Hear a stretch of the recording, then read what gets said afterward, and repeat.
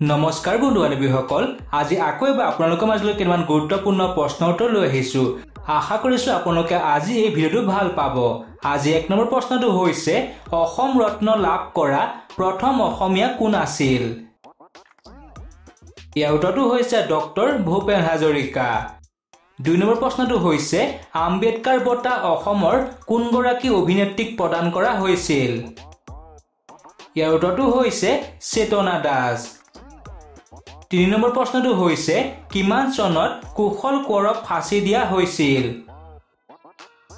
ইয়াৰ উত্তৰটো হৈছে 1943 চনৰ 15 জুন তাৰিখে। 4 নম্বৰ প্ৰশ্নটো হৈছে মানে প্ৰথমবাৰ অসম আক্ৰমণ কৰাৰ সময়ত অসমৰ ৰজা কোন আছিল? ইয়াৰ উত্তৰটো হৈছে চন্দ্ৰকান্ত সিংহ। 5 নম্বৰ প্ৰশ্নটো হৈছে কামাখ্যা মন্দিৰটো কোনে পুনৰ নিৰ্মাণ কৰিছিল? ইয়াৰ উত্তৰটো হৈছে নৰনাৰায়ণ। 6 নম্বৰ প্ৰশ্নটো হৈছে কোনখন ঠাই পক্ষীৰ অদ্ভুত আত্মহননৰ বাবে বিখ্যাত? ইয়াৰ উত্তৰটো হৈছে জাতিংগা। 7 নম্বৰ প্ৰশ্নটো হৈছে 1955 চনত প্ৰথম ৰাষ্ট্ৰীয় আঞ্চলিক বঁটা লাভ কৰা চলচ্চিত্ৰখন কি? ইয়াৰ উত্তৰটো হৈছে পিয়লি ফুকন। 8 নম্বৰ প্ৰশ্নটো হৈছে অসমৰ বৃহত্তম নদীদ্বীপটোৰ নাম কি? ইয়াৰ উত্তৰটো হৈছে মাজুলী। 9 নম্বৰ প্ৰশ্নটো হৈছে ডিগবৈ তেল শোধনাগাৰ কেতিয়া স্থাপিত হৈছিল? ইয়াৰ উত্তৰটো হৈছে 1901 চনত। 10 নম্বৰ প্ৰশ্নটো হৈছে পাইক প্ৰথা কোনজন ৰজাই আৰম্ভ কৰিছিল? ইয়াৰ উত্তৰটো হৈছে প্ৰতাপ সিংহই। 11 নম্বৰ প্ৰশ্নটো হৈছে অসমৰ প্ৰথম উপাচাৰ্য কোন আছিল? ইয়াৰ উত্তৰটো হৈছে কৃষ্ণকান্ত সন্দিকৈ। 12 নম্বৰ প্ৰশ্নটো হৈছে অসমৰ প্ৰাকৃতিক অঞ্চল কেইটা? ইয়াৰ উত্তৰটো হৈছে অসমৰ প্ৰাকৃতিক অঞ্চল 3টা। 13 নম্বৰ প্ৰশ্নটো হৈছে শৰাইঘাটৰ যুদ্ধ কাৰ কাৰ মাজত সংঘটিত হৈছিল? ইয়াৰ উত্তৰটো হৈছে আহোম আৰু মোগলৰ মাজত। 14 নম্বৰ প্ৰশ্নটো হৈছে অসমৰ মানচেষ্টাৰ বুলি কোনখন ঠাইক জনা যায়? ইয়াৰ উত্তৰটো হৈছে শুৱালকুছি। 15 নম্বৰ প্ৰশ্নটো হৈছে অসমৰ জনজাতীয় জীৱনৰ ওপৰত লিখা প্ৰথমখন উপন্যাসৰ নাম কি আছিল? ইয়াৰ উত্তৰটো হৈছে মিৰি জীয়ৰী। আজি 16 নম্বৰ প্ৰশ্নটো হৈছে অসহযোগ আন্দোলন কোন চনত আৰম্ভ হয়? ইয়াৰ উত্তৰটো হৈছে 1921 চনত। 17 নম্বৰ প্ৰশ্নটো হৈছে গড়গয়াৰ ৰজা কাক আখ্যা দিয়া হয়? ইয়াৰ উত্তৰটো হৈছে স্বৰ্গদেউ শুক্লেংমুঙক। 18 নম্বৰ প্ৰশ্নটো হৈছে বৰবৰুৱা আৰু বৰফুকন পদৰ সৃষ্টি কোনে কৰিছিল? ইয়াৰ উত্তৰটো হৈছে প্ৰতাপ সিংহই। 19 নম্বৰ প্ৰশ্নটো হৈছে শৰাইঘাটৰ যুদ্ধ কিমান চনত সংঘটিত হৈছিল? ইয়াৰ উত্তৰটো হৈছে 1671 চনত। 20 নম্বৰ প্ৰশ্নটো হৈছে অসম বিধানসভাৰ প্ৰথম অধ্যক্ষ কোন আছিল? ইয়াৰ উত্তৰটো হৈছে বসন্ত কুমাৰ দাস। 21 নম্বৰ প্ৰশ্নটো হৈছে ব্ৰহ্মপুত্ৰৰ ওপৰৰ প্ৰথম দলংখনৰ নাম কি? ইয়াৰ উত্তৰটো হৈছে শৰাইঘাট দলং। 22 নম্বৰ প্ৰশ্নটো হৈছে অসমৰ প্ৰথম বিশ্ববিদ্যালয়খনৰ নাম কি? ইয়াৰ উত্তৰটো হৈছে গুৱাহাটী বিশ্ববিদ্যালয়। 23 নম্বৰ প্ৰশ্নটো হৈছে দেওহাঁহ অসমৰ কোনকেইখন ৰাষ্ট্ৰীয় উদ্যানত পোৱা যায়?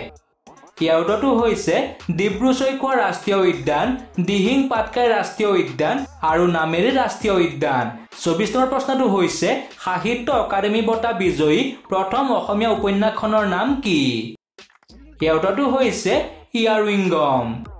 25 নম্বৰ প্ৰশ্নটো হৈছে উমানন্দ মন্দিৰ কোনে নিৰ্মাণ কৰিছিল? ইয়াৰ উত্তৰটো হৈছে গদাধৰ সিংহই। 26 নম্বৰ প্ৰশ্নটো হৈছে অসমত প্ৰথম বিশ্ববিদ্যালয় কেতিয়া স্থাপিত হয়? ইয়াৰ উত্তৰটো হৈছে 1948 চনত। 27 নম্বৰ প্ৰশ্নটো হৈছে ফিল্ম ফেয়াৰ বঁটা লাভ কৰা প্ৰথম অসমীয়া ব্যক্তিজন কোন? ইয়াৰ উত্তৰটো হৈছে বিজয় চৌধুৰী।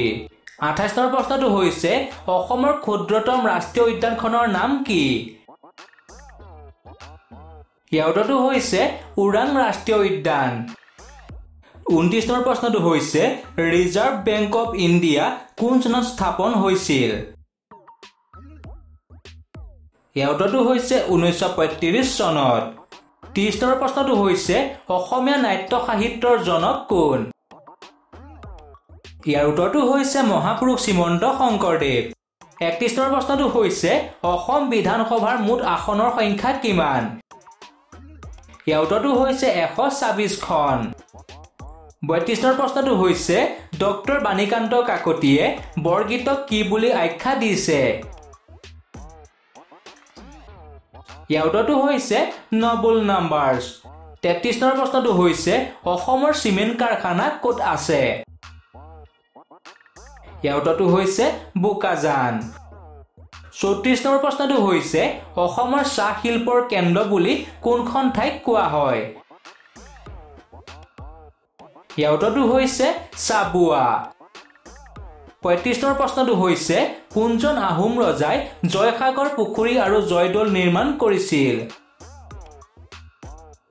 ইয়াৰ উত্তৰটো হৈছে স্বৰ্গদেউ ৰুদ্ৰসিংহই। 36 নম্বৰ প্ৰশ্নটো হৈছে অসমৰ মুঠ জনসংখ্যাৰ কিমান শতাংশ লোক কৃষিজীৱী? ইয়াৰ উত্তৰটো হৈছে 70%। 37 নম্বৰ প্ৰশ্নটো হৈছে অসমৰ তৈলনগৰ হিচাপে কোনখন চহৰক জনা যায়? ইয়াৰ উত্তৰটো হৈছে ডিগবৈ। 38 নম্বৰ প্ৰশ্নটো হৈছে এছিয়ান গেমছত সোণৰ পদক পোৱা প্ৰথম অসমীয়া কোন? ইয়াৰ উত্তৰটো হৈছে ভোগেশ্বৰ বৰুৱা। 39 নম্বৰ প্ৰশ্নটো হৈছে অসমৰ প্ৰথম উচ্চ ন্যায়ালয়ৰ ন্যায়াধীশ কোন আছিল? ইয়াৰ উত্তৰটো হৈছে হলিৰাম ডেকা। 40 নম্বৰ প্ৰশ্নটো হৈছে অসমৰ পাহাৰীয়া জিলা দুখন কি কি? ইয়াৰ উত্তৰটো হৈছে কাৰ্বি আংলং আৰু উত্তৰ কাছাৰ। 41 নম্বৰ প্ৰশ্নটো হৈছে অসমৰ ক্ষুদ্ৰতম নদীদ্বীপটোৰ নাম কি? ইয়াৰ উত্তৰটো হৈছে উমানন্দ। 42 নম্বৰ প্ৰশ্নটো হৈছে প্ৰথম অসমীয়া চলচ্চিত্ৰ অভিনেত্ৰী কোন আছিল? ইয়াৰ উত্তৰটো হৈছে আইদেউ সন্দিকৈ। 43 নম্বৰ প্ৰশ্নটো হৈছে অসমৰ সত্ৰসমূহৰ প্ৰতিষ্ঠাপক কোন আছিল? ইয়াৰ উত্তৰটো হৈছে শ্ৰীমন্ত শংকৰদেৱ। 44 নম্বৰ প্ৰশ্নটো হৈছে অসম চুক্তি কেতিয়া স্বাক্ষৰিত হৈছিল? ইয়াৰ উত্তৰটো হৈছে 1985 চনত। 45 নম্বৰ প্ৰশ্নটো হৈছে অসমত প্ৰথম দূৰদৰ্শন কেন্দ্ৰ কিমান চনত স্থাপিত হৈছিল? ইয়াৰ উত্তৰটো হৈছে 1985 চনত। 46 নম্বৰ প্ৰশ্নটো হৈছে অসম বুৰঞ্জীত কাক নকল আহোম আখ্যা দিয়া হৈছিল? ইয়াৰ উত্তৰটো হৈছে কীৰ্তিচন্দ্ৰ বৰবৰুৱাক। 47 নম্বৰ প্ৰশ্নটো হৈছে কোনজন ৰজাই শিৱসাগৰৰ কাৰেংঘৰটো পুনৰ নিৰ্মাণ কৰিছিল? ইয়াৰ উত্তৰটো হৈছে ৰাজেশ্বৰ সিংহই। 48 নম্বৰ প্ৰশ্নটো হৈছে কাজিৰঙা ৰাষ্ট্ৰীয় উদ্যান অসমৰ কোনখন জিলাত অৱস্থিত? ইয়াৰ উত্তৰটো হৈছে গোলাঘাট জিলাত। 49 নম্বৰ প্ৰশ্নটো হৈছে আজান পীৰৰ দৰগাহ অসমৰ কোনখন জিলাত অৱস্থিত? ইয়াৰ উত্তৰটো হৈছে শিৱসাগৰ। আজি 50 নম্বৰ প্ৰশ্নটো হৈছে কিমান চনত ভূপেন হাজৰিকাক দাদা চাহেব ফাল্কে বঁটা প্ৰদান কৰা হয়? ইয়াৰ উত্তৰটো হৈছে 1992 চনত। গতিকে বন্ধু বান্ধৱীসকল আজি এই 50টা প্ৰশ্নৰ আপোনালোকে কেইটা উত্তৰ পাৰিলে তলত কমেণ্ট এটা কৰি জনাই দিব। নতুন এটা ভিডিঅ'ত লগ পোৱাৰ আশাৰে আজিলৈ ধন্যবাদ।